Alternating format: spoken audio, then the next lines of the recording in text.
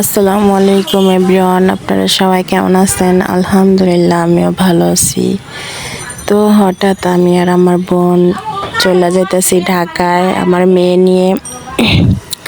তো ডক্টরটা খাইতে ঢাকায় যাইতেছি। তো এই দেখেন আমাদের পদ্মা সেতুর ব্রিজে উঠতেছি আমরা।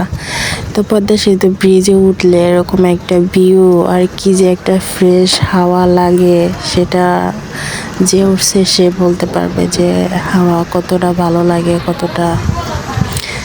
তো এই তো এক গাড়িওয়ালা ভাইয়া হাই দিয়ে দিতেছে, মানে আমাদের ভিডিও দেখা। তো আমি তো আমার মেয়ের জন্য ঠিক মতো ভিডিও করতে পারতেছি না। তো তারপরে আবার ভিডিও করতেছি, মানে পদ্মা সেতু ব্রিজ উঠলেই মানে ভিডিও করতে অনেক ভালো লাগে, কেন জানি না, এত ভালো লাগে তা বলার মতো না।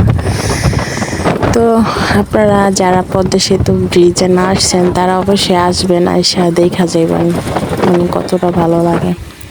তো ঢাকায় চলে গেছি ডক্টরের রুমে আর কি। এখন আমার মেয়ে দেখেন কি করতেছে, দেখে দেখ দৌড়াদৌড়ি, মানে কি যে একটা অবস্থা। আমার মেয়ে পুরো আনন্দে আছে, ভিতরে হচ্ছে এসি রুম, ঠান্ডা হাওয়া পাইছে, তো এখন আর কি খেলা করতেছে। তো আমি বসে বসে আর কি একটু টেনশন করতেছিলাম যে আইরে আমার বোনের মানে রিপোর্টে কি আসে না আসে। আর আমার মেয়ে দেখেন সে আয়না দেখে দেখে কি ঢং করতেছে।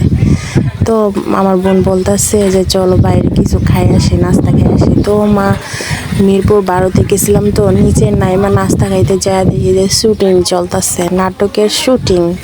তো এরে আপনারা কারা কারা চিনেন এবং এর নাম কি প্লিজ সবাই বলবেন, কারণ এর নাটক আমি অনেক দেখছি, অভিনয় খুব ভালো লাগে, কিন্তু তার মানে নাম কি সেটা আমি জানি না, তাই বলতে পারলাম না। তো আপনারা যদি তার নাম জানি না থাকেন তাহলে অবশ্যই প্লিজ কমেন্টে বলবেন যে তার নামটা কি।